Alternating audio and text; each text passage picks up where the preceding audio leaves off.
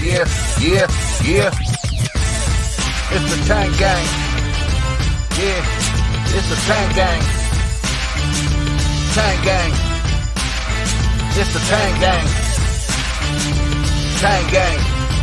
Yeah, it's the TANG gang. TANG gang. Yeah, it's the TANG gang. TANG gang. Yeah, it's the TANG gang. Yeah, it's the TANG gang. TANG gang. TANG gang. TANG gang. Yeah, it's the TANG gang. Yeah, I got an idea. Let's take these beliefs and bad ideas and let's stack them up. Stack them up and see if these people can back them up. And if not, this is what you can do, is just pack them up and go on your way. Cause you should have known, everybody at TANG, we don't play now. Yeah, we need that evidence. We need that evidence to make shit relevant. What you saying? What you saying, man? Can you prove it? What you doing? Let's do it. Y'all already know. Y'all already know. TANG gang. Y'all already know. Y'all already know. TANG gang. Y'all already know. Y'all already know. TANG gang. Y'all already know. Y'all already know. TANG gang. Y'all already know. Y'all already know. TANG gang. Y'all already know. Y'all already know. TANG gang.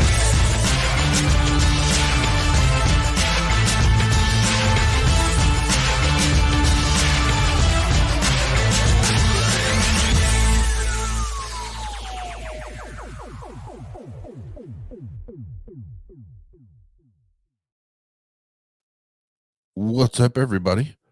Welcome to another edition of the OZone. We're going to switch it up a little bit tonight, and we're not going to listen to former pastors. We're going to talk about one of my favorite topics, and that is hashtag Jesus is a myth. Shall we? Shall we? But before we do that, I just want to, any and every opportunity I have, make sure that we plug this. No, I'm sorry, not that. This. Yeah. October 9th and 10th here in Fort Wayne, Indiana. The first ever TANG meetup or conference. It's going to be epic. You don't want to miss it. Seth Andrews, Anthony Magnabosco, Cynthia McDonald, Dave Warnock, T-Jump, and then that one guy that did the one thing. Like, yeah, hold on, I got to move some books around. So here, we'll leave the ad up there for a second.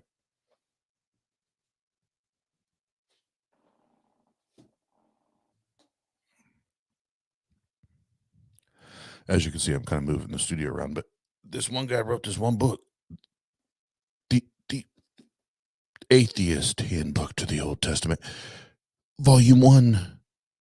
And I don't have Bryce or Biddy or even Sonny here to help me. But what's that mean? Volume 2 is coming. It's on its way. He's already working on it. And as I've said, and I will continue to say, not only do we have amazing speakers that all of us are going to learn a ton from, it's going to be awesome.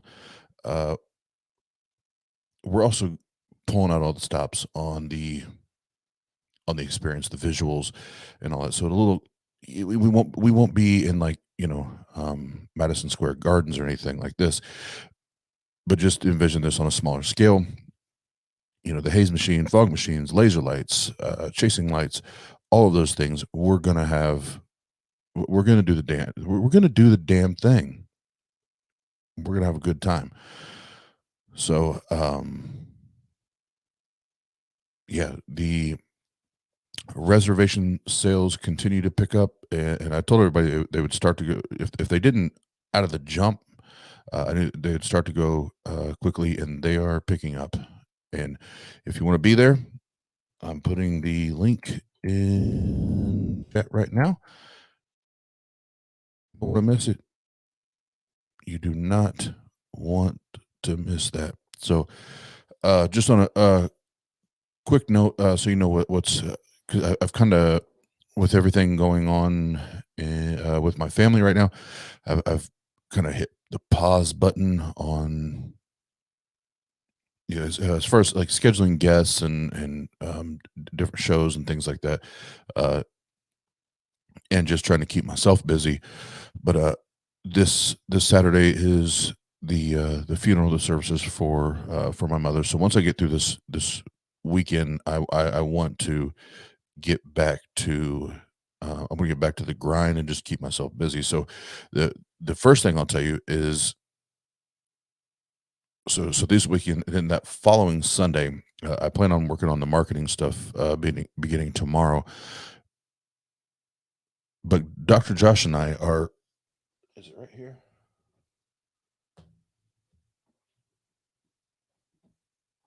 Yep. So starting not this Sunday, but the following Sunday, Dr. Josh and I are going to be doing a weekly stream together at 2 o'clock Eastern time, Sunday afternoons. And we're going to go through this bad boy. Learn to read ancient Sumerian.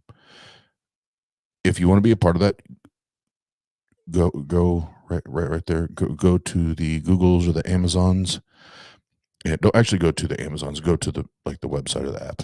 Don't go to the actual Amazons. You probably won't find it there. But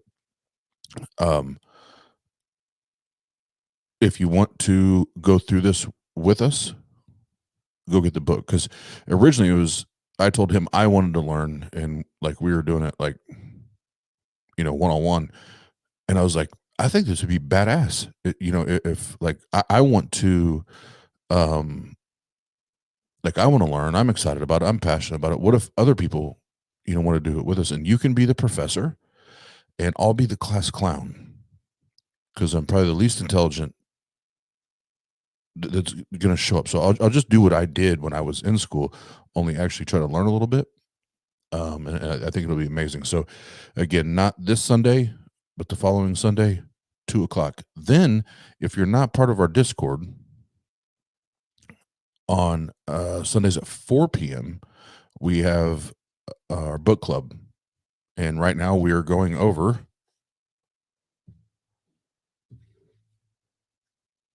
this book, The Atheist Handbook to the Old Testament. Oh yeah, I just showed that. My bad. Not really, no. And then as soon as that's over, you're going to be shocked to learn this.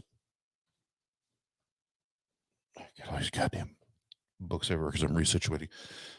The next book club is going to be, did the Old Testament endorse slavery? So just go buy all Dr. Josh's books because that's going to be book club. But it is awesome to have a friend of our channel, a friend of our Discord that is the author and is willing to come and invest the time, hang out with us, talk about the book, talk about the info in there and all that. I think it's awesome. I think it's awesome. And then by the time we're done with all that, his next book will come out, so I don't have to worry about recruiting another author. But no, I'm I'm excited to do that. And then I ordered. I've had a few people message me about the tall, friendly atheist dead podcast. What's up? Good to see you. Good to see you. Paul Camish, everybody. Thanks for hanging out. A couple of just popped up and popped up in front of my eyeballs.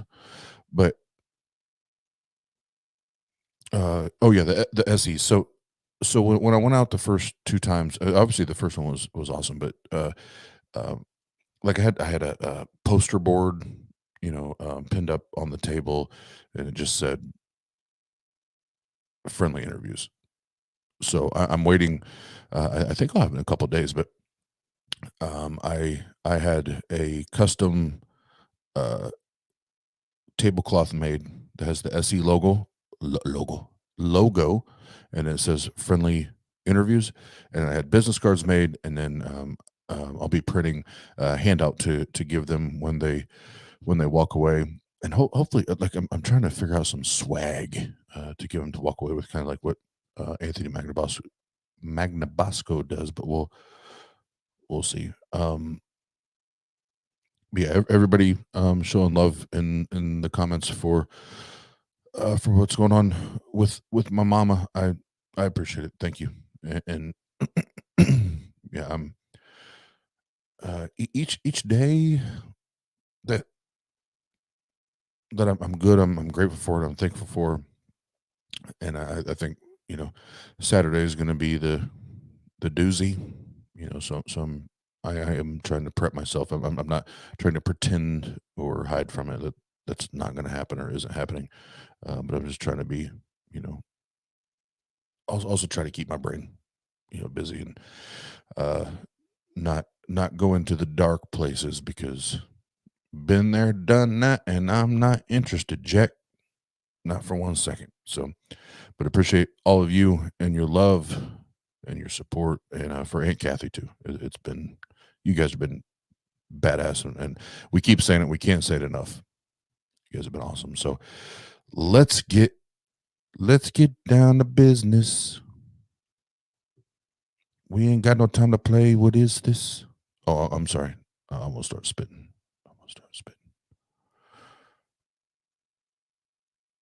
Eddie's not here, so I can lyrically, seriously destroy him.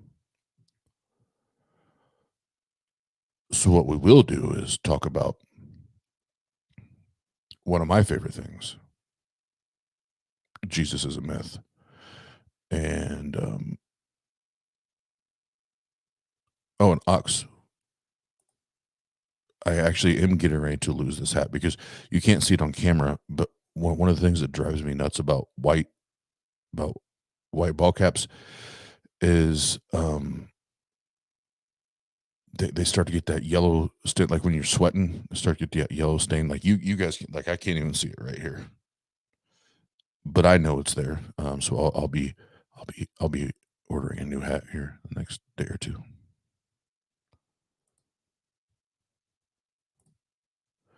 Can we sing the Jesus is a Biscuit song? If I knew the song, I would absolutely sing it.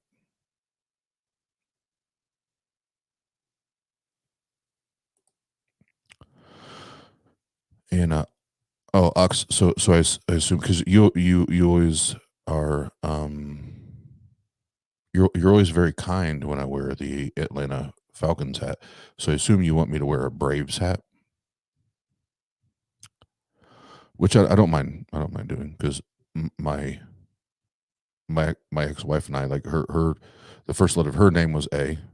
Obviously, my legal name starts with A, and then all of my kids' legal names start with A. And we used to wear Braves hats as a as fun shit. Nanology asked if I have a rap that you can hear. Rapping for Jesus. I'd have to dig deep on that one. I'm sure I can find one, but I'd have to dig deep. So I have to get back with you on that. And if, you know what? I do have the goddamn CD. We should do that one night. Holy shit! I just remembered that. Literally, just remember. No, Nanology. I was spitting bars for Jesus before SoundCloud was a thing. Like I was ripping and getting raw for Jesus before SoundCloud existed.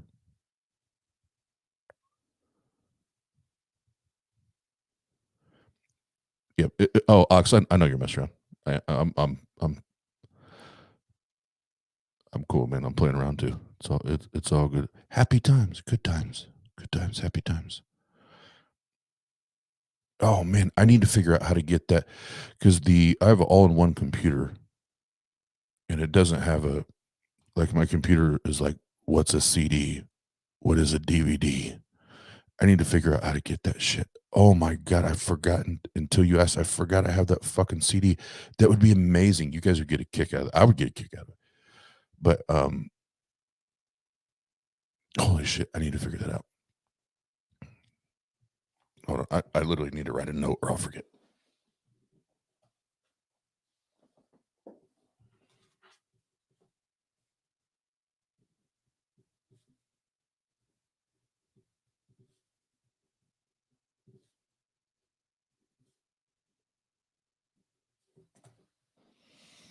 All right, noted.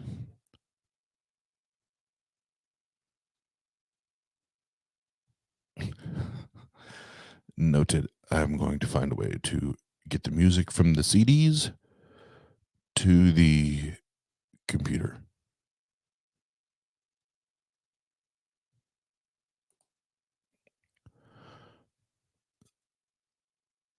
I like that, especially for topics like tonight.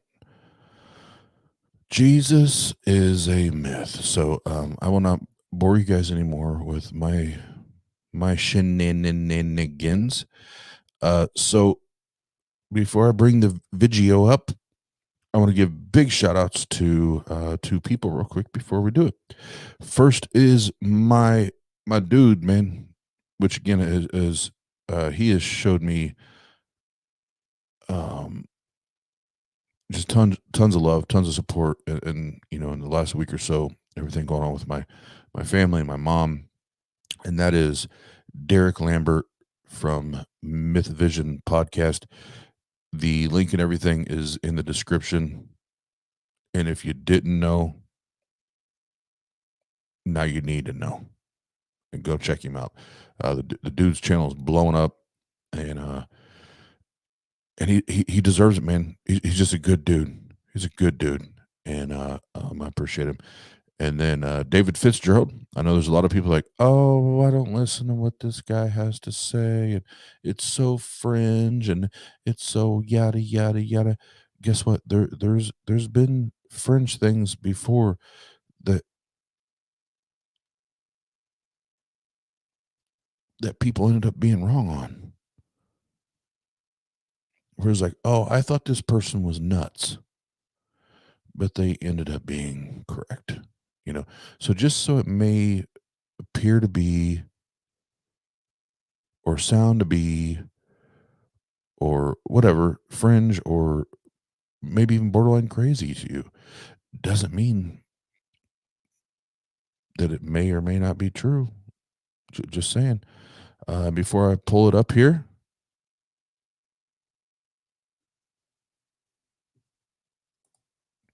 what up, dog? What up, dog? Big bars in the house. That's the homie. La da da da da. All right, let me stop. All right, well, let's where'd my goddamn video go? Let's do this.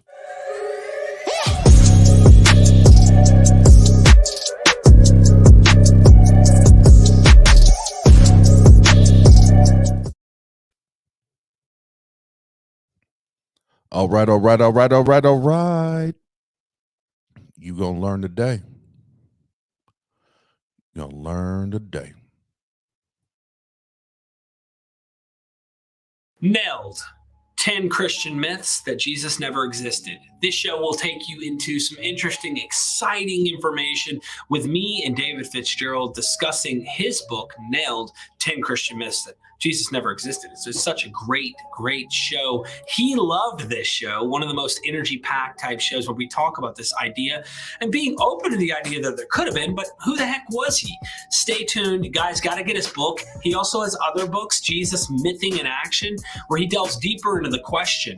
This is mainly an atheistic kind of question in the mythicist ideas here, but we go into a variety of different things. Unique. This show is very unique. Make sure you guys check out the description. You guys can join join Patreon and help us out here at Myth Vision. And don't forget to subscribe, like, comment your thoughts of the show. Maybe you've read his book. Tell me what you think of it. I hope to see you guys soon.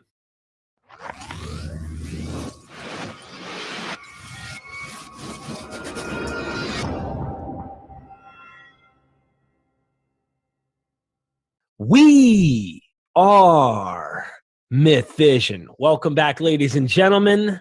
I have a special guest. I always say that every single time. David Fitzgerald, how are you, my friend? I am good and delighted to be here, Derek, my brother. How are you? I am doing wonderful. Myth Vision's growing, man, thanks to guys like you. That is so awesome to hear. Yeah. I love it. Well, 10 years ago, I felt like we were the only ones talking, and now it's a whole different world out there. Whole different world. You guys woke up the next generation. I mean, let's be real. I think more people are starting to see the evidence, right? They get to be judges for themselves. It's not just that academia presents these things, but remember, we're still coming out of a cocoon phase of a Christian influence of historicity. And, it was only 100, 150 years ago, people were talking about Jesus didn't exist or possibly didn't exist. And take some time for us to. And honestly, it's only been the last 15 years or so when more people have saying, yeah, let's revisit this evidence that got poo-pooed in the Victorian era, and it's like, yeah, they've never quite, as Robert Price says, it's never been debunked. It's only been harumphed. It's funny you say that because I just did a show with Derek Bennett. He wrote an article that's going to go in the upcoming book that John Lofton is involved in. Oh, yeah, me too. You too, Dr. All these guys. Real quick, Ox, are those coloring books? Yes. See, what it is the atheists are, we're simply trying to keep up with what Christians do with like the pop-up books, where it's like we turn the page and the characters pop up. Like we're just trying to trying to keep up. That's what we're doing. So Christians need pop-ups and we need coloring books. I think that's fair.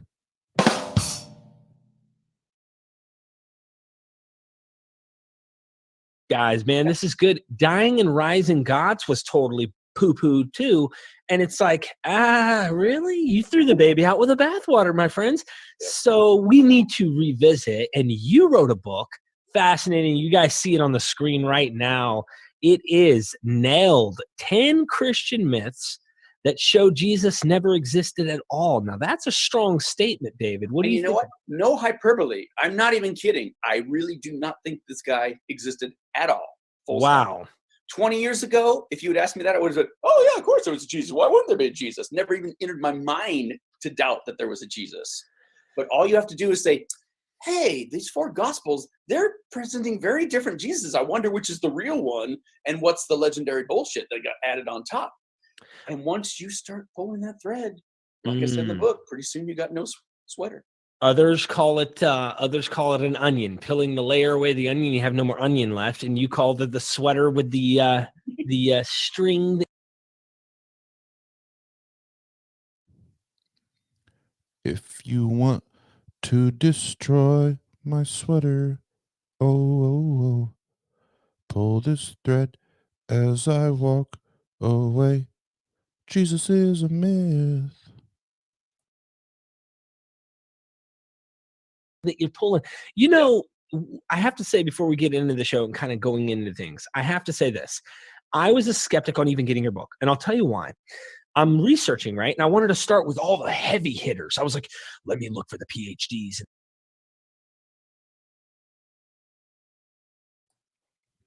Hold on. The man is in the building.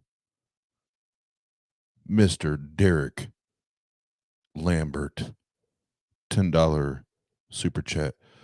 I love the F out of you, Oz. I love the F out of you, Derek. For real. Even though you're a former Calvinist, I love you. No, but I appreciate you, man. I don't know if you cut it earlier, but all the support and everything, the love you and Dr. Josh and Pasta Mike and everyone have given me so far. You guys are fucking all-stars in my mind, and we're going to continue to normalize atheism and confirm that Jesus is a myth. And this and this and that. And then I said, I was on audible.com. I was checking it out. I had a credit, and I was, you know what, Nell, you know what? I saw Carrier, I saw Bob. I said, let me see what David's bringing to the table. I haven't really given him enough chance since we interviewed the last time. Soon as I started, you bring an energy, and it's not like you came up with these ideas yourself. You're borrowing from the deep, heavy hitters, and you did this great job of compiling the information. Oh, it was so good. And again, it's not just atheists saying this. It's like I went all across the theological spectrum. It's like, yeah, he's making a point here. He's making a point here. And that was Mrs. Dave. Hi, Dave. And hey. And when you start seeing how people have been making these points throughout, I mean, as long as there's like some of these go back to 2nd century, 3rd century, they're saying, hey, wait a minute, this doesn't make any sense. And it just blows my mind what an open secret it is in biblical studies. Is just you get to a certain point and they're like, this is this, but of course there was a Jesus. They run back and touch the totem, make sure they're still on the same page. But they're saying things like, are you kidding me? And the mental gymnastics they do, like I'm thinking of, there's a biblical dictionary was talking about, or encyclopedia rather, was talking about the Luke, the author of the book of Acts, and that's our earliest Christian history. And he said something to the effect like, now the book of Acts is theologically super important and spiritually very important, but to a historian it leaves much to be desired. I'm like, pump the brake. What did you just say? What did you just say? And we could multiply examples like that all day long. That's fascinating. That is funny. And the fact that Luke borrows and Acts borrows from other pagan, I mean, there's just so much. Didn't want to rabbit trail yet, but I wanted to say, what you did, I guess you took, you're the middleman, like you said earlier. You took a very, very complicated issue and brought in all of these things that everyone uses as evidence and go, really? I don't think so.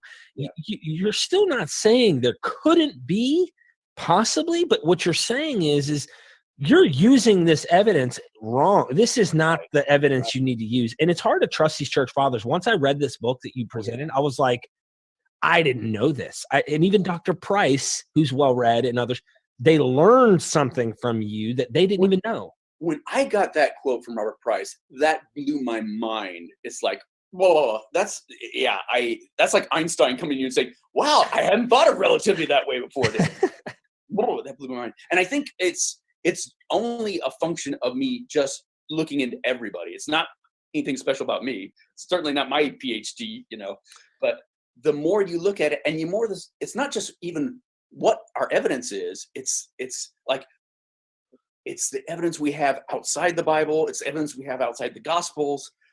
I mean, it's like, there are layers of onion. It's like, okay, here's the biographical information. Here's all the other letters in the New Testament. Here's everything we know, coming from that period in time outside Christianity.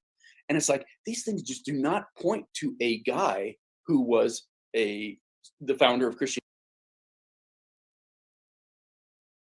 Yes. And I do agree with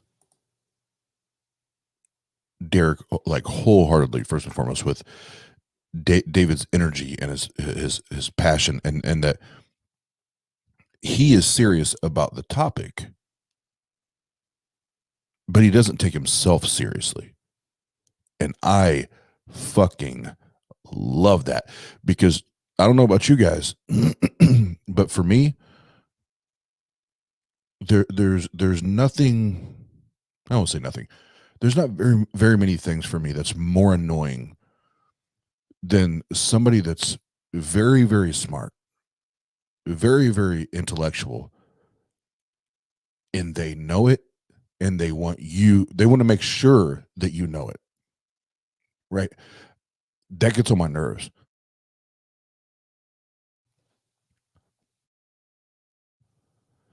But with David, I never feel that way. So first and foremost, just as far as listening, I appreciate that. Now, does that equate to David Fitzgerald being correct, being accurate? No, I'm just sharing that sentiment with Derek. Now, what I will agree with is the evidence, right, surrounding this Jesus Christos character, and even what I like to say is the lack of good evidence for this Jesus Christos, or this Yeshua, or Joshua, or whatever the hell that he was supposed to be called, right? And I think as we continue to drill down, that's the problem we have, is that there's so many inconsistencies. Who was it? Where? Who? Huh? Who was it? He wasn't. Jesus is a myth. That's how I feel. Like, and I know that sounds like I'm being a smartass, but when you start it's madness. It's madness to me. And maybe that's just my ADHD brain. Maybe all of you are much smarter than I am, and you can make sense of it. But when I'm going through it, and I've spent a lot of time trying to figure it out, and it's all madness to me. The evidence, the history, the trail of evidence. Yeshua. Christianity. I mean, there's nothing plausible about that.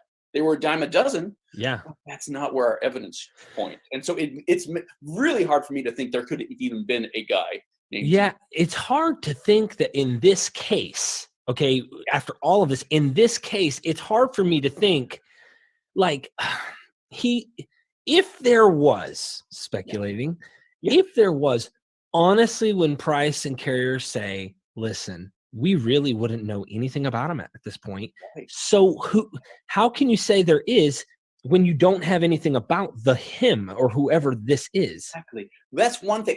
I wish more Christians understood this, that whether there was a Jesus or not, our evidence for him is shitty as hell. And it boils down to these 4 books in the Gospels.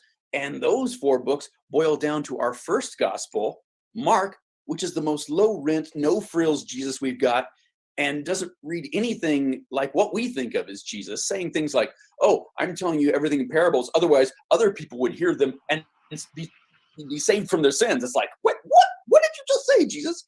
And makes perfect sense if we're talking about a mystery faith God. Makes perfect sense. Yeah.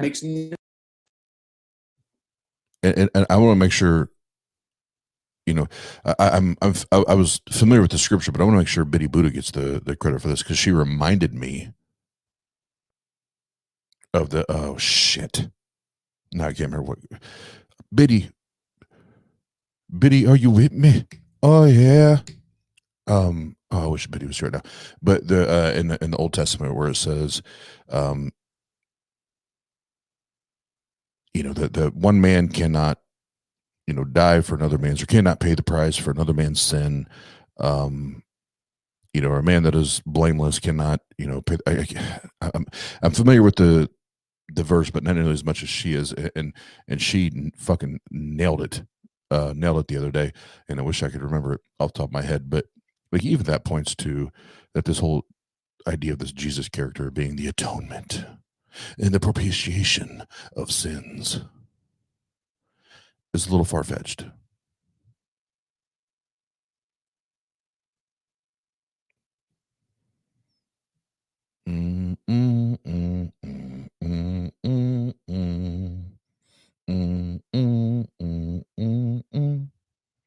Oh, you know what, Henry? Just because I'm a hip hop guy, let's one up it.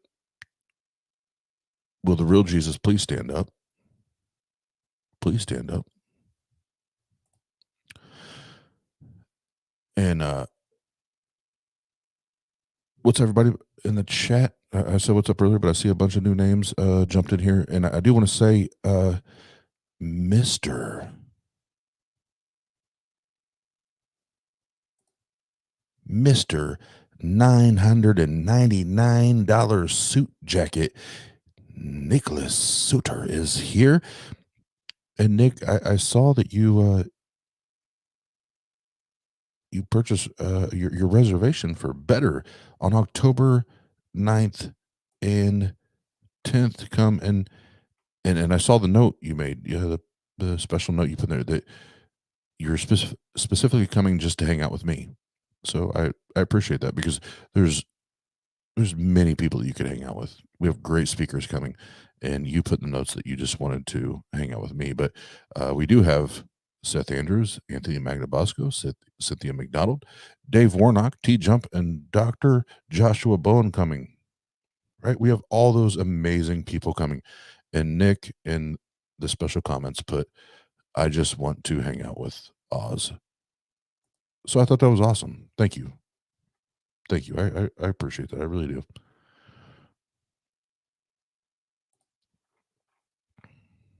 Much love. Thanks for stopping by, Derek. Appreciate you, man. Get your sleep. Get that beauty sleep. Beauty sleep. But no, I was kidding around. But no, Nick, I'm pumped you're gonna be there, man.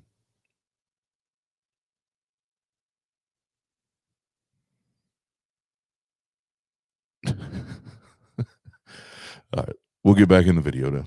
So don't take this way. No sin at all if he came on earth to save us from our sins, the way we've always said. And we get examples like that all the time throughout the gospel, throughout the New Testament, throughout first century history. You literally go straight through the gospels in this one. You're like, all right, let's get to the outside sources here quickly. You really do, because I mean, even mimesis criticism just to me, it cuts the gospels as fictional writings, like actual Sure. books. You know, these aren't like scribes. It looks like they're actual stories being written by fictional, Right. And they're so headed with allegorical meaning. It's like, and we don't realize it because we don't speak Greek or Aramaic, but like half the characters in the Gospels, their names are surprisingly apt for the story they're telling. And the places they're going that's a really apt name for that, a little too on the nose. And that's happening throughout the Gospels. Yeah. And when you bring in the other Gospels that are clearly building on that, then you get to John, who does, no, I don't like that story. I'm going to change it completely and do something else. Let's not have Jesus get crucified because of, the Pharisees. Let's have him do it because he raised somebody from the dead, somebody who doesn't even appear in the other Gospels. Yeah, or the Pharisees for flipping over money changer tables, or it's hard to pin down what they're trying to say in some of these, and they're definitely contradicting each other. Absolutely. You even said Luke dookies on everybody when Luke comes on the scene. And it's so funny. It's like, these are not eyewitness testimony, it was not, Luke says he was wearing a red t-shirt. Matthew says it was a blue t-shirt. No. This is. Yes. And unless I missed, well, let's say this, everybody that's in the comment section, I'm pretty familiar with. So I know most of you are probably already aware of this, but there are probably some that are just listening, because I know there are some theists that just listen, they don't comment. The Gospels, so Matthew, Mark, Luke, and John, just so we're clear, are not first-hand accounts. They're not eyewitness accounts. We don't even really know who authored these books, right? So when we start talking about these are credible pieces of evidence for this Jesus dude, I don't buy it. That's me. And again, I know there's people way smarter than I do that say, well, no, there's credible reasons to believe that this could be true or would be true. I just don't buy it. I don't buy it because when I don't know who wrote the book, I don't care what the book says, and that might be me being ignorant. That might be me being biased. There could be a lot of things, but I'm not. I refuse to put credibility into a book that I don't know who wrote the goddamn book, right? Especially when we're talking about the person that is supposedly coming to Earth as God in flesh to save humanity from an ever burning hell of torment.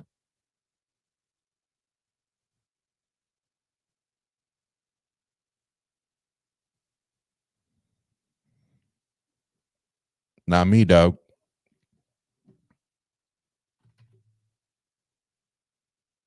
John says he got crucified because of something he did over here to somebody else, and all the other ones said he got crucified on a different year over here for a completely different reason. Yeah. Or even the burial situation. I think you mentioned that in your book. You say that they come to the burial site a day later in some of the Gospels, and then in John they fix it, or they make it look like, well, they buried him with the spices, and it's just fascinating. But I wanted to throw one of your first things you say in chapter 1 out. Yeah. Christians have said this, and it's almost like you can have bad mythicist arguments.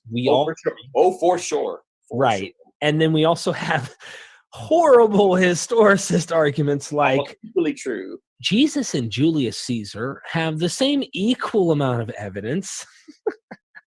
Yeah, I've heard that for Alexandre the Great, fill in the blank. They just throw out any name and say, "Oh, if you have to throw out the evidence for Jesus, you have to throw." It's like, no, dude, we're not throwing out evidence. We're saying, look at the evidence and how you have none over here. It's like, of all these different pillars of evidence that can support any kind of historical claim about anybody from any time, you've got this, you've got this, you got this. For example, I think in the book I used Julius Caesar crossing the Rubicon. Yes, Richard Carrier for that one, and he points out that we have physical evidence for that. We have written evidence for that. We have written evidence from his enemies. We have the bare facts of history that things could not have come out the way they did unless he had physically done that.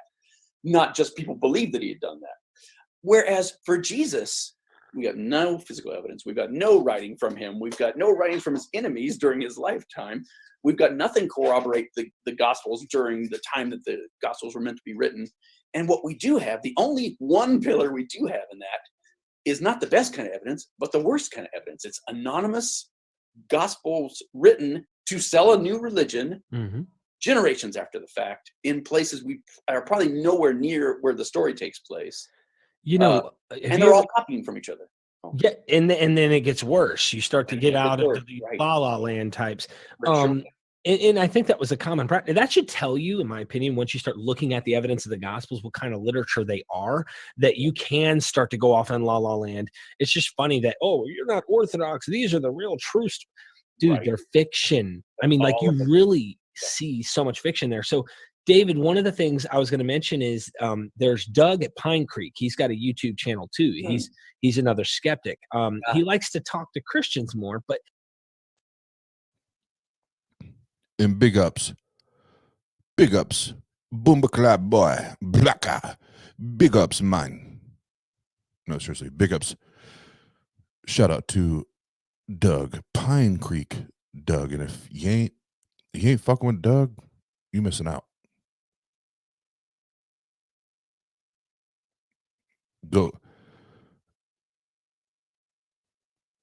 Go check out Doug. Doug's the man. And when you go check him out,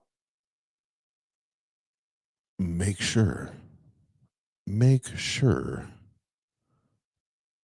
that you remind him that Oz kicks his ass in poker every Sunday night. Just make sure you do that.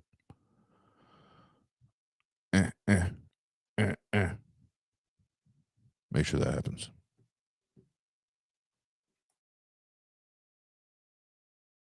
There's this argument that I hear from Christians, and I'm sure you want to just like pull your hair out and kind of like, how do I explain this one to them that they just can stop drinking the Kool-Aid for 1 minute and try to understand where I'm coming from without trying to be derogatory. I'm not a hateful guy on here. People know that I'm not. I do think it's funny sometimes. I can laugh and like mock a little. I was a hardcore fundamentalist Christian at one point. Me too. I totally get it. We're not trying to poke at them to be bullies, but we are suggesting like now that we've escaped, we're like, dude, listen, please just hear what we're saying. Okay, they make the argument, oh, well, the extra biblical evidence for Jesus's existence. And, we can go there, but they'll say stuff like, well, why would the enemies in the gospel of such and such, the enemy of Jesus said, there's eyewitness enemy account saying, they're using the story saying because there's an enemy in the story, whether it's a Pharisee or something, as that's evidence, as if it's not part of the story. Exactly. And, it's like Mark doesn't do that. It's the later gospels that say, oh, why do we explain this plot hole? It's because blah, blah, blah, blah, blah. It's because, well, there was a secret meeting that somehow we know what they said and blah, blah, blah, Or it's like the guards at the tomb fell asleep. And it's like, if the guards at the tomb fell asleep, that's death penalty for the guards asleep. They wouldn't say, yeah, we fell. Boom. You did, as a Roman soldier, the crucifying people was like their hobby. They loved it. They loved it. They took that shit serious.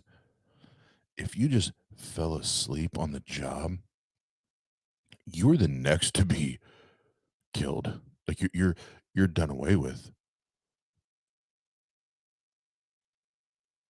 And I'm kind of letting David and Derek go back and forth here, but for me,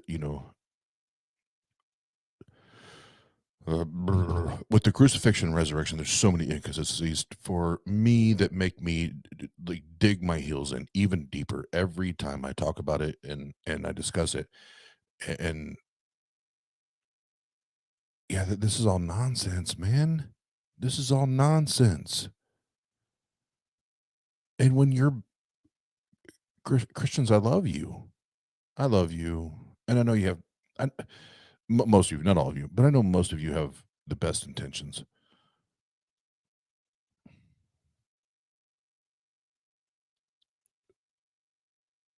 But I don't know how you buy into this 3-day-old dead carcass coming back to life that sacrificed something for you, and now you get to gain access to a heaven where Cat Kerr lives, and now you live in holy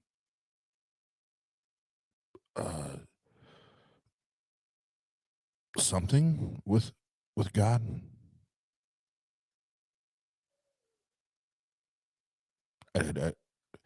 That's what I'm saying. The more you break it down, just from a very simplistic, like I'm just a common sense, street smart type of dude.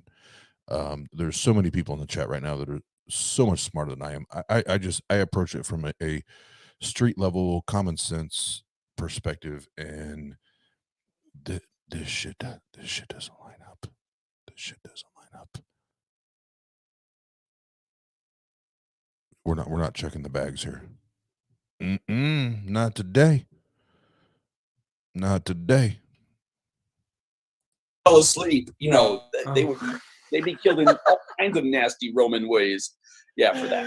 That's actually interesting. That's what I like about you. You're clever. You think about the things that we wouldn't. Like when I read the Gospels the first time, or even going through these stories, I would overlook like the simple things that I didn't know, like that. That would be death penalty, or know. And like the whole trial of Jesus makes no damn sense whatsoever. And Jewish scholars have been saying this for hundreds of years, saying, well, no, we wouldn't do this on the Sabbath because everyone has to do such and such on the Sabbath. We wouldn't do it on the eve of Passover. we certainly wouldn't have a trial. And if we did, we would just put the trial on hold for the weekend. And it's like, and the high priest acting as the prosecuting attorney, well, that would never happen, mainly because Jewish trials don't have a prosecuting attorney. Full stop. It's like, whoever wrote this doesn't know anything about Jewish law or Jewish, was clearly written by a Gentile. In the time in which they claim that this happened, they would have been able to stone him at right there. Exactly. None of this bringing the Romans, they just would have taken him outside and, That's why I think it would just be my opinion that they combined relevant, and it'd just be my guess, relevant contemporaneous, if you will, things into this fiction for their own personal better Jesus, better than Odysseus, better than, Asclepi, all the different gods. And we can't forget, so much of it is allegorical too. Like the whole thing about Barabbas, there's so multiple layers that this is talking about the Yom Kippur ritual and not talking about anything that could actually happen in real life. The Romans never had a tradition of releasing somebody into who was giving the crowd the choice. It's like that never happened. That never could have happened. No. And if it had, they wouldn't have released a anti-Roman terrorist. It literally says that that's what he is. Happened. None of this happened. It's ridiculous. Yeah. Well, you say in the book that they combined the Yom Kippur and Passover. It's like they're uniting a new doctrine idea here. Well, I mean, there's definitely an allegory of the scapegoat, and they are completely taking two. You need to read the book because I go really deep in that, how they're both Jesus. Barabbas means son of the Father. They're two sons of the Father. One is guilty of the sins of Israel, sedition and murder. The other one is perfect and innocent, yet he's the one that gets sacrificed. It's like the parallels are so down the line and so perfect. Once they pointed them out, no one said, "Oh yeah, okay, that's just a coincidence." It's like, no, there's no question it's that way. And we get that throughout the gospel. The whole fig tree getting cursed, and it's like, why is Jesus not remembering that it's fig season and getting pissed off at that and cursing? It's like, what kind of dick is Jesus? It's like, but when you put it as an allegory, he's mad at Israel for not bearing the fruit. And so it makes perfect sense. Right. Every single story in Jesus' life is like that. And as future gospels come along, and we got Matthew, then we got Luke, then we got John, then we got all the ones that didn't make the cut, but they're all doing the same. Yes, and I will jump in there. It's amazing how every story that's accounted for in this little book we call the Bible, like it all has this magical ending. Even what seems to be pain and suffering all has this magical ending.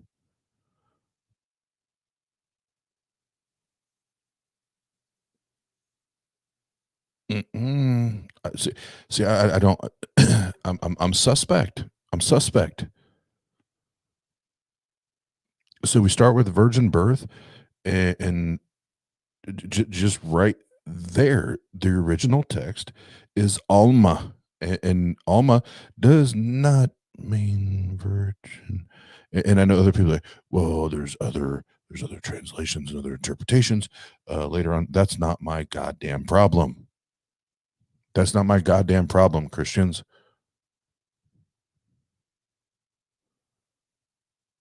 That's your God's problem, because he chose, being this all-knowing, all-powerful, all-loving creator God, he chose to communicate his message through ancient text, and according to him, flawed human beings. So it's not our fault, bro. It's your fault, God. So then when I read the cute message you have about your boy Jesus, and none of it lines up, and not only does it just not line up, there's a lack of evidence to support the existence of your boy.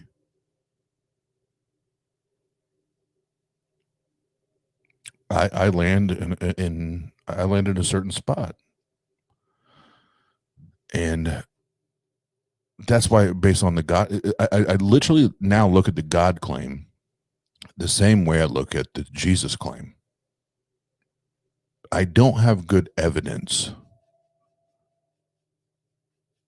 I don't have good enough evidence to believe that a God exists, nor do I have good enough evidence to believe that a Jesus Christ or Christus or Christos or whatever you want to call him, I don't, me personally, have good enough evidence to believe that he existed. And it is what it is, because everything else that I find out about this book and this God and where it came from and the origins and all of the other ancient texts before the book that it very, very clearly appears to have borrowed from is bullshit. Therefore, I arrive at the position, because the Bible, for Christians, the Bible says that they are saved by grace through faith. Faith is the substance of things hoped for, the evidence of things not seen. So faith is used when there is no evidence. That's why I still will hold my position till I'm thoroughly proven or demonstrated to be wrong. Faith is bullshit. Faith is bullshit.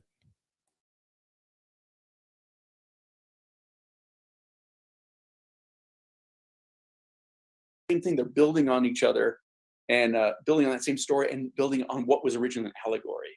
Because when you take Mark's gospel, that first gospel, and you look at what Christians were writing before that, there's no Judas Iscariot. There's no crucifixion. There's no, well, I should say there's a crucifixion, but there's nothing on earth that's happening.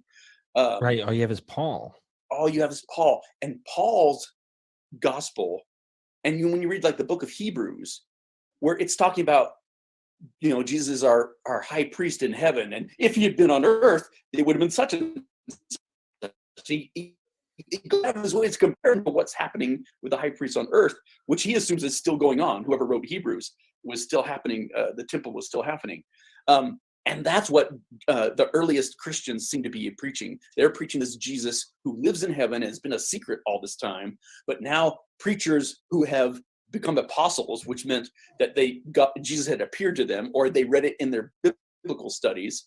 Because Paul's constantly saying how he knows this, it's according to scriptures. We know that Jesus died according to the scriptures and rose on the third day according to the scriptures. And even early church fathers like Clement, they're quoting Jesus, but when you look at their quotes, they're not quoting anything from the New Testament.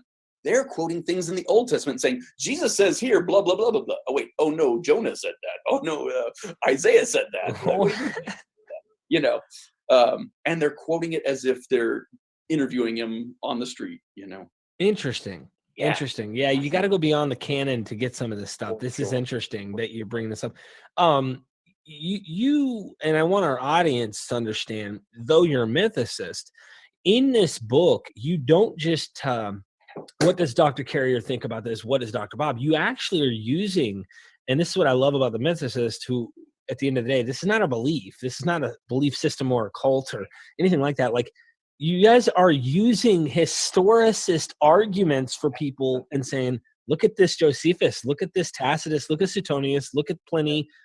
And we can get into some of those guys if you'd like. And I honestly went out of my way to try to use as many Christian sources and Jewish sources, not so much Mormon or anything, Islamic, but to go not just I didn't want to just quote atheists. I didn't even want to just quote mythicists. I wanted to quote everybody and say, look, you're making a good point here that this over here doesn't make any sense. You know, this over here would really fit a mythicist Jesus better.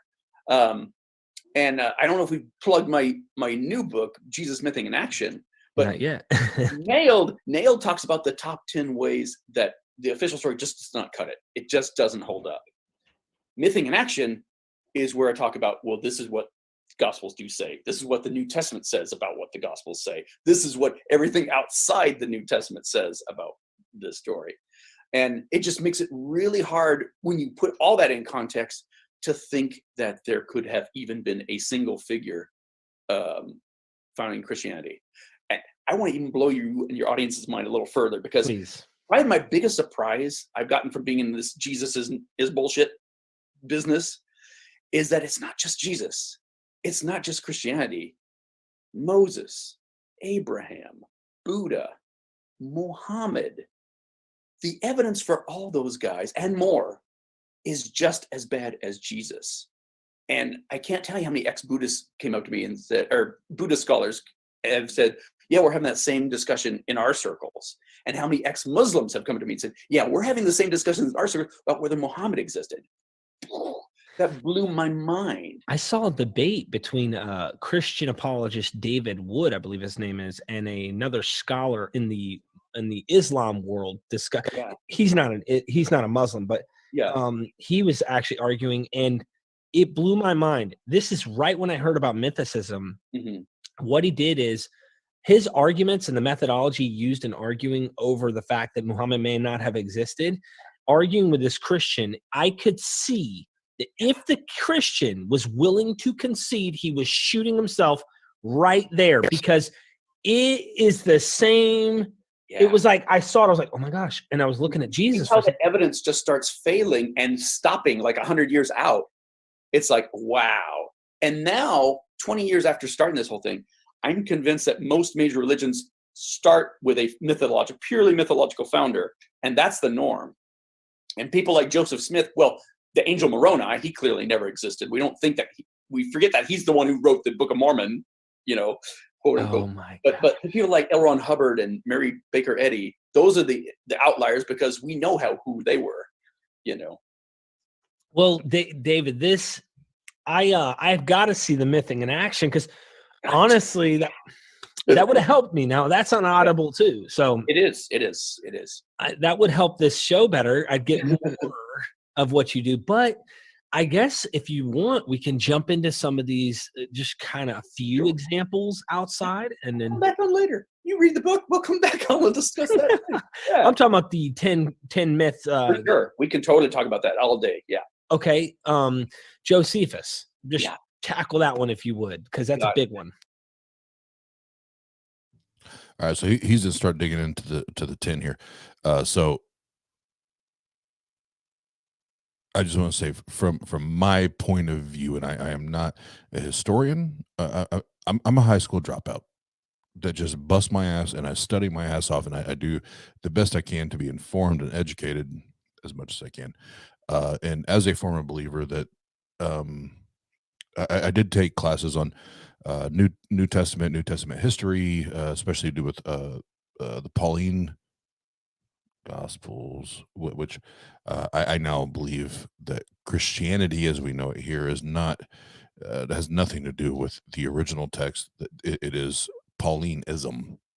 That's what I call it, Paulinism. It's not Christianity. It's Pauline ism. But that's the studies that I did take part of, the classes and education that I did take part of was that.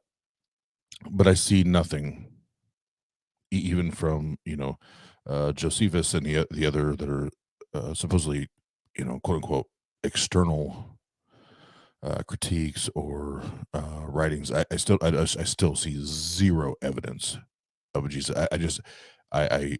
I see people writing about what they heard about from other people. Right. That's all I see. And I guess if I can be as simplistic as I can here, if this Jesus guy is supposedly the savior of fucking humanity, to die on a cross and 3 days later raise from the dead,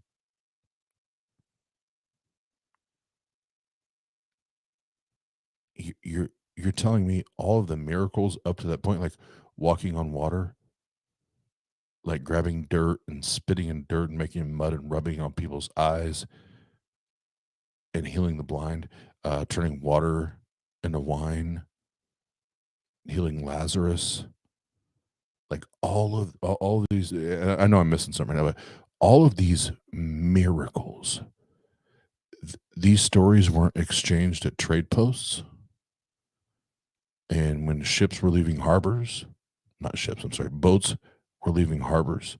Like these stories were exchanged with people that were intelligent enough and smart enough to be able to write things down. You're telling me none of that happened? I don't buy it, man. I don't buy it. And if you do, I feel sorry for you. And that's not me being ugly or me trying to make you or someone else feel like you're stupid. That's not my goal. But I do. I feel terrible that someone would buy that, given the implications, given the severity of the claim of this man's existence.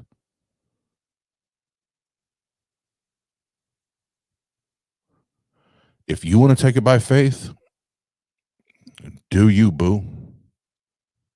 Do you, boo. But like I said, for me, faith is bullshit. For the people who don't know, Flavius Josephus is this Jewish historian who is probably best known for Christians because he supposedly mentioned Jesus in his historical works. Long story short, no, he didn't. It's clearly a forgery. There's two passages that are supposedly said to link to Jesus. One's clearly a forgery. People don't even argue that's not a forgery anymore. They just say, oh, well, it's not a complete forgery. You know, he said something and then Christians, you know, tidied it up and tarted it up. And it's like, no, dude, multiple reasons why that's not true. And another passage is not even talking about our Jesus at all. And all you have to do is read the passage and it says who it's talking about. Jesus, son of Damnius, has nothing to do with our Jesus. Makes no sense if it was about our Jesus. And yeah, so that's the thing. But why do Christians keep hanging on to this? Is because they have to hold on to that, because if Josephus gets tossed out, this means that there's no historians writing about Jesus at all for the whole first century. And we're talking about somebody writing at the end of the first century for starters anyway. He was not alive during the time.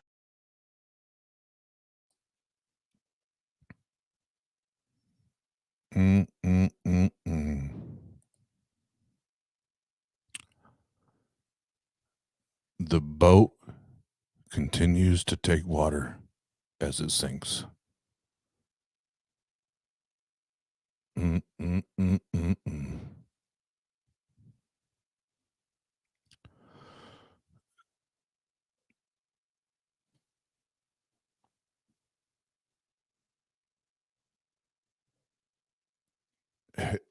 mean, history tells the story, right?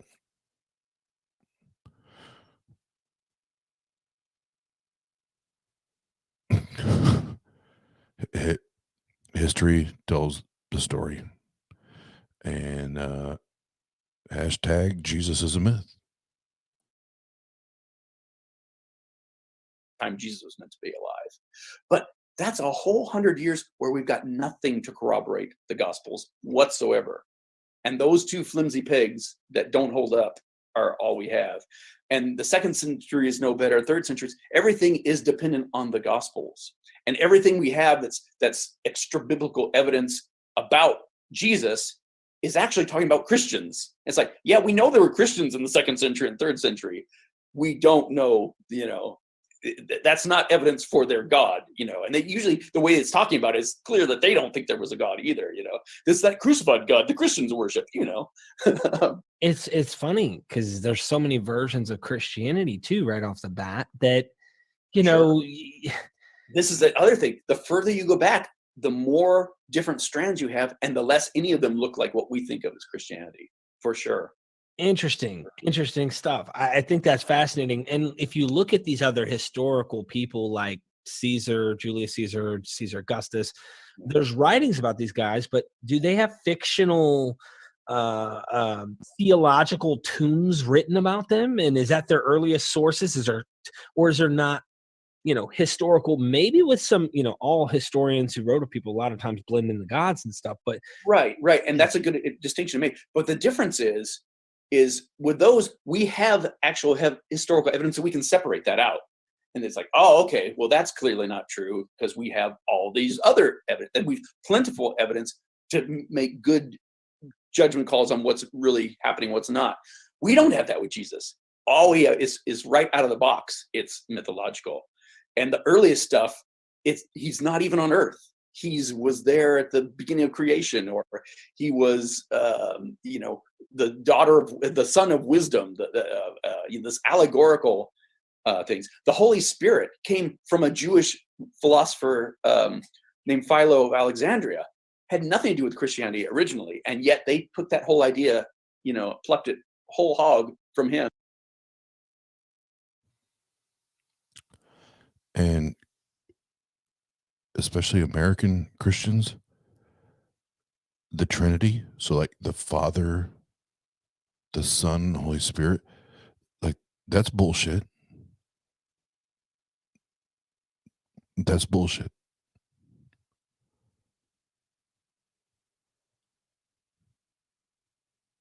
Sorry, not sorry.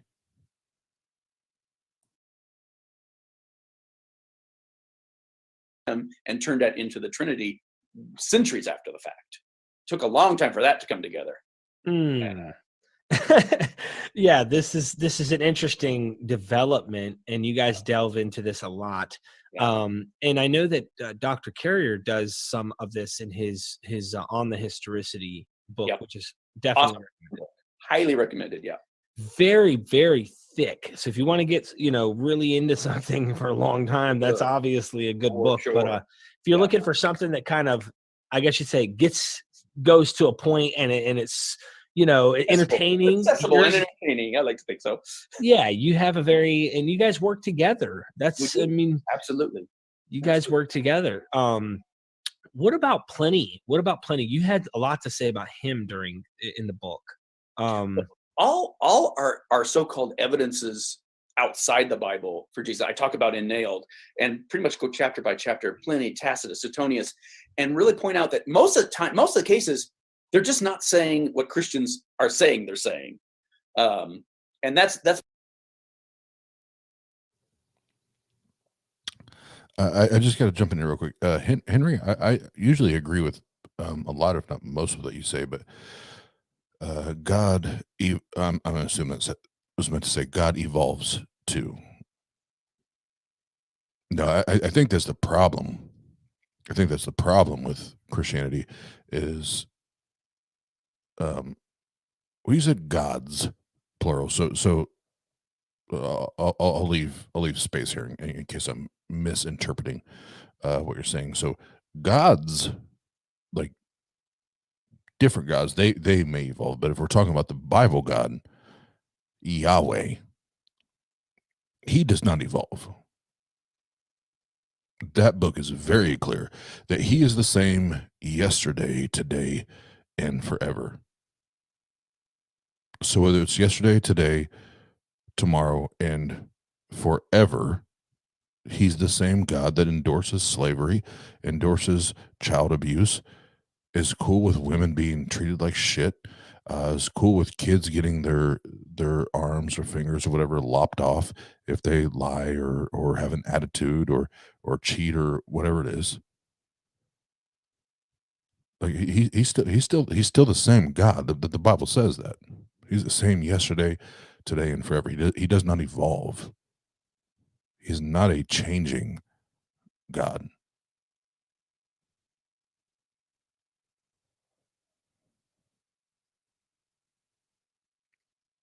And, yeah, and Henry, if yeah, I'd love if you're going to go from the Jewish standpoint. We can have that conversation next time Biddy's involved in a stream, because her and I agree with that. Is that the God does not change. The God does not evolve. He's the same dick he was in the beginning as he is today.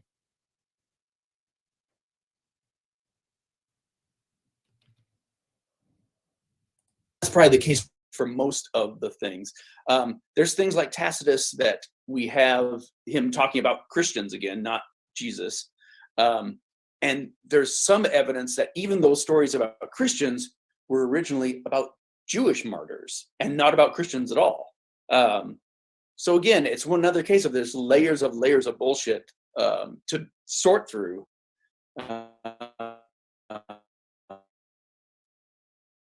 I think I lost you there. You froze up for a second. I feel like Satan's trying to get us, man. It's clearly, like clearly. The devil. Real quick, the go. I saw your comments, and like literally everything we're talking about tonight is like documentation and books written on the Jesus character according to the Bible being a myth. Like that's what we're doing. Just so we're all on the same page. Devil's trying to stop us from making this happen. Not today, Satan. Not today. Yeah. No, you do very, very good job of showing all these evidences. And like, even if you were to take, just for example, let's say we're all trying to figure out what could be history or what could have significance to history in the Gospels, right? Like the temple's destruction. Well, we know that happened, but there's things, right? We're trying to get tangible things. And Lena Einhorn did this recently on our show, A Shift in Time, where she was suggesting that if there was a guy that she does believe there was, he was probably this Egyptian, the guy called the Egyptian in the in the New Testament, him referred to, Yes. Yeah. Thank you, honey. So my wife's over here handing me pizza. Oh, what a good. No, but if this, everybody has a Jesus. By the way, everybody has a Jesus. Oh my goodness, bro! I have shows coming up with the magical Jesus soon. So it's Jesus the magician. Yeah. Robert Connor's going to come on and talk about that at some point. Fingers crossed he can make it happen soon. But my point is she shows, regardless of historicity at this point, that if this Pontius Pilate situation, like let's just say they fictionalized this and it was supposed to happen under some Roman, guy in charge, it couldn't have happened under him. And she shows by using Josephus that it had to happen under Felix if it did happen. And here's the evidence she's trying to suggest. Pontius Pilate's wife has a dream in the Gospels. Okay. In Josephus, Felix has a wife, not Pontius Pilate. Yeah.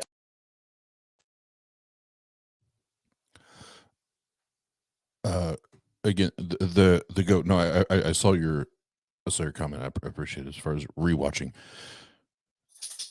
And sorry if you hear my dog right now, but you can go and like find these books, whether it's Fitzgerald or Price or whomever. Like you can go do that. But the easiest thing to do is to consider what the Bible, first and foremost, what the Bible says about this Jesus guy, and compare it across the four Gospels, Matthew, Mark, Luke, and John, and realize how many inconsistencies there are just in the Gospels before you even go external, to realize how many inconsistencies there are, and the fact that we have someone that was supposedly born of a virgin birth, but it wasn't a virgin birth. And I talked about this earlier. The original Hebrew is Alma. Alma does not mean virgin. It means a young woman at the age to bear. So they use that to centralize the message. Thank you, Martin Luther.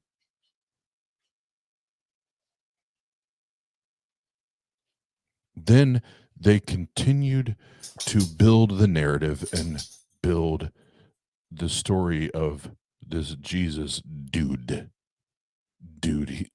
It's just a dude they made up.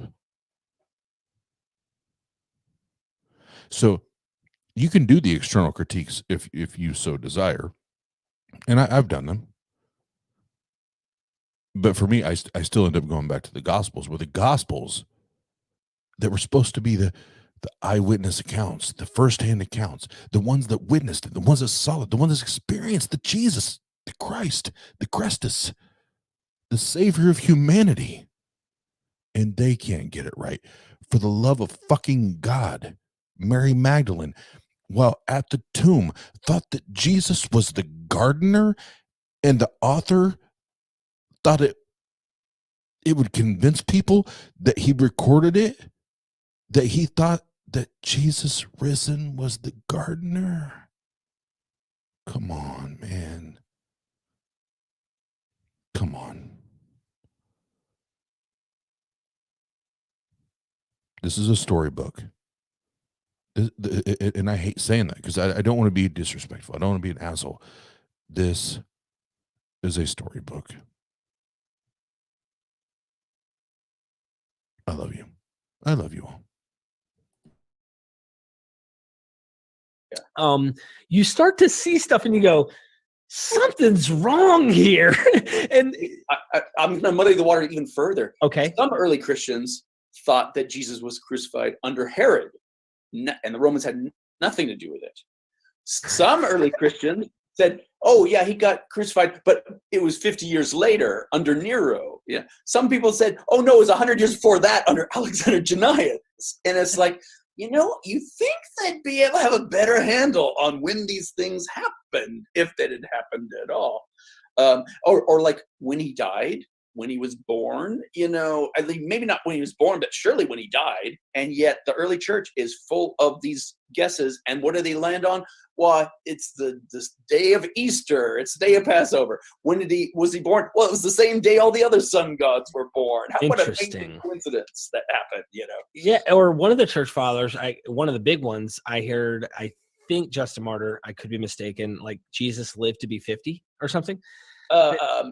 I know the passage you're thinking of, and I can't remember off the top of my head who it was that was saying it, but he was saying, yeah, all the presbyters in Asia Minor think that he lived to be 50. And his reasons were really convoluted. It's like, well, in this one verse where he says, you're not yet 30, or, or it was just like, it's like, really? That's your proof? Is like, it was just this weird exegesis of, well, if he had been 50, they would have said, they would have said, anyway.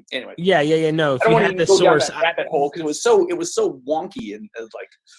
They did some funny stuff. I remember funny stuff. Richard Carrier talks about one of the early church fathers who said that he passed by the fields that Judas Iscariot died in, and like he said something about like he swelled up and like he's wider than a wagon wheel track, and filled with pus and maggots and and then he dies and like this Groose pinata of evil, it's and the field stunk till that day or some crap.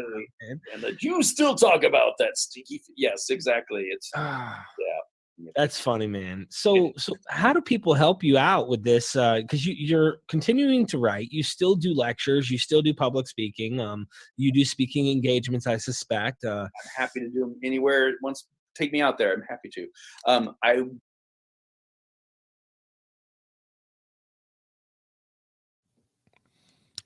All right, and they go in a plugging as they should. But Derek from Myth Vision podcast and David Fitzgerald are both in the description. Go check them out.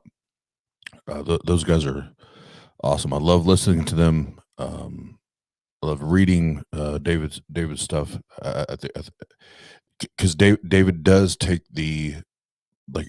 I'm gonna go where you don't want to go. I'm gonna go. Talking to the Christian, I'm gonna go where your brain does not want to go.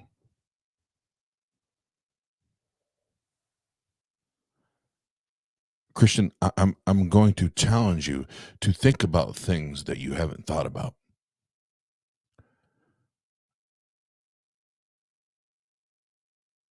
Christian, I'm going to challenge you to challenge your indoctrination.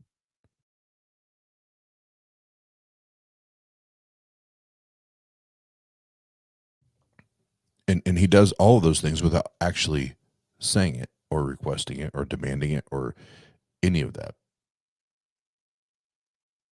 And I love that about his approach. And he does it with so much charisma and passion and happiness and comedy and all that you can't, if you walk away offended, it's not because of him, because he does not attack. He does not attack. And he's not out to humiliate anybody, but he is out to present facts and to try to challenge, the status quo, and what's the one word I want before I sign off here? Got it. I felt the Holy Spirit. I felt the Holy Spirit. Listen, saints. Listen, saints. Therefore the Lord came upon me, and I felt the Holy Spirits, and I needed anointing oil. Shigabahai.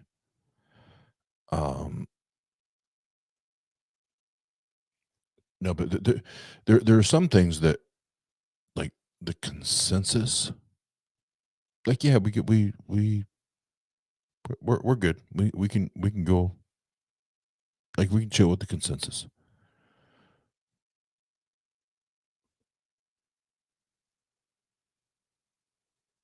But when it comes to Jesus, I don't buy consensus. Because guess who the consensus is? The consensus is consistently Christians.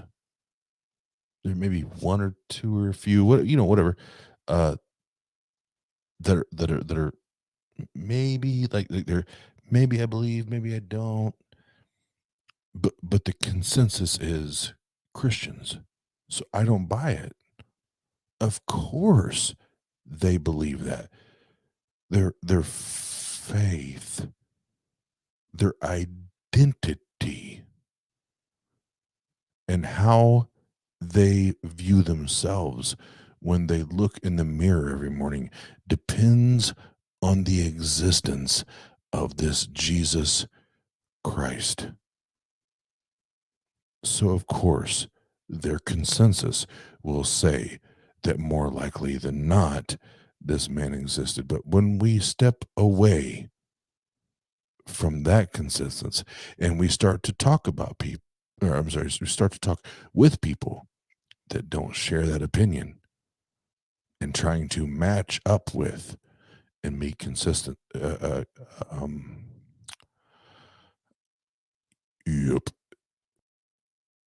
But they're not trying to match and meet consensus. They come to a completely different logical progressional position, and that is, we don't have good evidence to believe that there's a God, period, and we don't have good evidence to believe that this Jesus Christ that was born of a virgin, died and raised after 3 days and ascended to heaven ever existed. Why? There's no good evidence.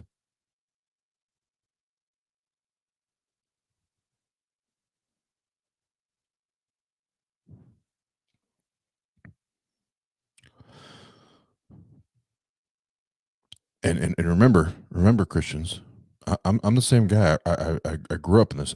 I could put together a message in about 2 minutes, 3 minutes to argue that. So it's not like I'm saying it out of like just being angry or mad or whatever. Like, if I put my Christian hat on, I could do the apologetic for that, right? But when you get down to brass tacks, it's bullshit. God's bullshit, Jesus is bullshit, and faith is bullshit. And guess what? Everybody in the chat, I love you. And I'll see you in Discord in a minute if you want to hang out. But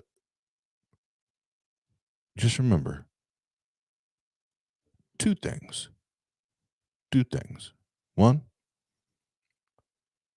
Jesus is a myth. Two,